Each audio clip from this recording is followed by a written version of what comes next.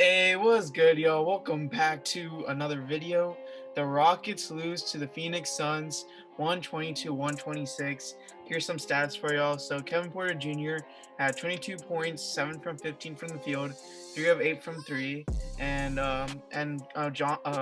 Christian Wood had 25 points, 15 rebounds, and 3 assists, 10 from 15 from the field, 3 from 5 from the three-point land, and then Kelly Olynyk had a solid 16 points, 8 rebounds, 1 assist, 6 of 10 from the field. And yeah, pretty solid stats from all these guys. Everyone scored pretty much. So what are your instant thoughts to this game? Amazing game by the 20-year-old Kevin Porter Jr. Like you mentioned, 22 points. He played 40 minutes, had 14 assists, really just didn't do anything wrong, shot it fairly well from the field, and had an okay game from three. He's just getting more and more involved in the offense, especially in that second half where he was just the main facilitator and just there with the young guns, just try to get the lead back. And it was an amazing almost comeback in that second half. The Rockets were down almost 30 at one point, or maybe even it was 30 in the first half, because Jay Crowder just decided to become Ray Allen and shoot 8 for 9 from the three-point line in the first half. Okay, it feels like every single time the Rockets do play some team, a random role player who averages 8 points will just go off and have a 30-point game. I don't know how, I don't know why. It's just a curse that the Rockets have. Plus, there was absolutely no defense played in that first half, but it all was forgiven when the young guys, Kevin Porter Jr., Jayshawn Tate, Kenya Martin Jr., and even Armani Brooks, the rookie. He had his debut today, or not his debut. He actually had his debut last game, but this was his first real game where he got minutes. And he didn't play in just garbage time. He had 14 points, came in and only played 5 minutes and was, I believe, 4 for 5 from 3. Had a good reverse layup, contested layup on DeAndre Ayton. Amazing debut. Definitely, I see Steven Silas giving him rotational minutes after seeing this game. Reminds me a lot of Ben McLemore and Aaron Brooks. Just a more of a better ball handler. He has very nice long arms. That way it looks like he can definitely work better on the defensive end. Plus he's a lot younger, so this Rockets team, it's focusing a lot more on player development. I feel like he can definitely be a good backup, or maybe even third string point guard, shooting guard to play. And I feel like now he's going to get more minutes since DJ Augustine had gone down with that injury in the first quarter. Yeah, Sniper Brooks had an amazing game. I mean, you love to see your young guys have a lot of confidence, and just it's nice to see that. And maybe he can definitely be a solid guy off the bench. I mean, if he can keep that up, and this will be since we're kind of a tanking team, I really hope that he gets the minutes that he does. And let's talk about the elephant in the room, John Wall. He had 36 minutes and only put up 13 points, 2 rebounds, 8 assists, and went 5 of 20 from the field. You heard me right, 5 of 20 from the field, and was negative 13. So what are your thoughts on John Wall? I don't even know where to start. Okay, let me just say, John Wall, great player when he fits his role. I want John Wall to be more of a playmaker, especially if he's having an off game. If you're having an off game, shooting 2 for 9 from 3, why are you pulling up with a minute left from in transition? Why? If you're having if you had an open lane to the basket, he could have cut the game to 3 with a minute and a half left. But I just think he just thought he was Steph Curry, pulled up for 3, missed it. I don't understand. It feels like John Wall plays decently until the last 5 minutes of the game, where he decides to just be Superman and he wants to do everything himself. It's really frustrating to watch, because we always mount these great comebacks in the third quarter. The Rockets are an amazing team coming after halftime because we're usually down by double digits, and then we somehow make it a really close game. Then John Wall checks in for the last 5 minutes, and we just fall apart. John Wall, if you are listening to this, please, I beg, why don't you just facilitate more? You need to do that. If you're shooting bad from three, if you're shooting bad from the field, take easier shots or get to your open teammate. Armani Brooks checked in, was 4 for 5 from three, and he was open. I had my eyes on him the whole game, right? Because he was just on fire, and he had a lot of open looks. They kept rotating off of him to like double team like John Wall to get in the passing lanes. He was open. Why are you not passing him the ball?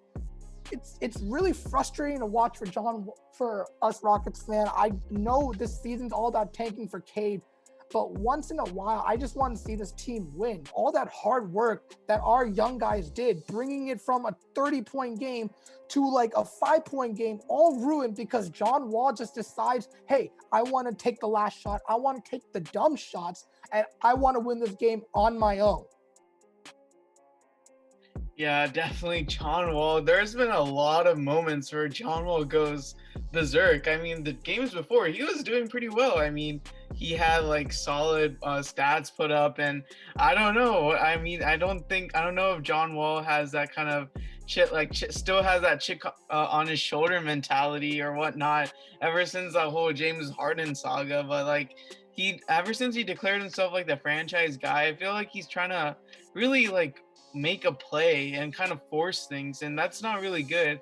And like the rotations this game were kind of bad. I mean, why would you take out, like you said, Armani Brooks, who was catching on fire, and just to take him out and put John Wall in the game is just like, it makes no sense. I don't know why Steven Silas did that. I mean, of course it makes sense to put the hands in your guys, you got to trust your guys, but I mean, John Wall in these clutch situations, it just has not been good. And I mean, since we're a tanking team, I guess that's good. But the fact that we're able to almost beat these playoffs teams has to mean something. And I feel like this team could definitely be good in the future. I mean, they had a 19-5 run before Aiden scored inside, and so they do like the whole thing that has been defining our seasons are these fake comebacks. Like, how many times are we gonna like have these fake comebacks? We went from down 23 to trail by 13, but then we were about to catch up, and then it just didn't look so good. John Wall with a technical foul with a minute left. You can't make those errors, So I mean, I don't know how Steven Silas feels about this team. I mean, but what do you think about this team like coming up in the future? It's gonna be hopefully a good team. The Rockets have a very, very bright future with our young 4 and hopefully young 5 if we land a top draft pick. Rockets are now tied with the Minnesota Timberwolves for the worst record in the NBA. We are 14-40, only I think 18 games left in this season. If the Rockets keep this up, we have a good chance of getting a top 4 pick, which stays with us. If we happen to fall out of the top 4 and into the top 5, or 5 or below, then our pick ends up going to Oklahoma City. And honestly, if that happens, the whole NBA is just gonna whole Rockets fan base is just gonna erupt, and we're gonna literally like have a ride outside of Adam Silver and Mark Tatum's house.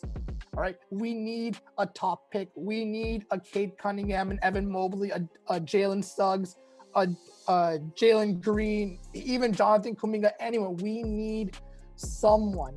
This season has been so bad, and us Rockets fans, we're not used to this.